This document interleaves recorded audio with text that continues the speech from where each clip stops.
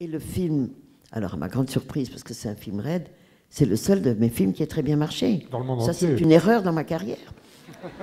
Dans le monde entier, au Japon. Ah non, mais en France, on a dépassé le million d'entrées, ce que je n'ai plus jamais arrivé après.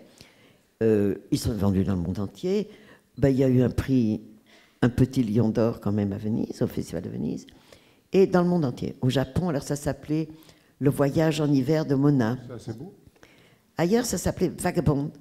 Alors, en Angleterre, pour faire malin, ils avaient mis Vagabonde, ce qui est entre anglais et français. Ouais, ben oui, mais Vagabond, ça peut être un homme. Enfin, c'est comme ça. Il y a eu des pays, on l'a appelé comme ci ou comme ça. Et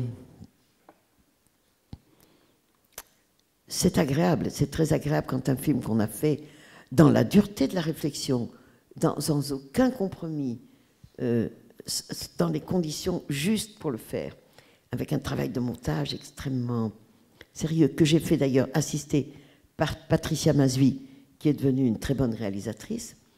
Et donc, ce film comme ça, pour moi, sans aucune concession, et qu'on a imposé au festival, parce que Unifrance ne nous avait même pas présenté dans les films montrables à Venise. C'est moi qui ai dit aussi, vous ne voulez pas le voir en plus, comme ça. Il a été sélectionné, il a eu un succès formidable, à notre grande surprise. Alors évidemment, ça a été bénéfique, et pour Sandrine et pour moi.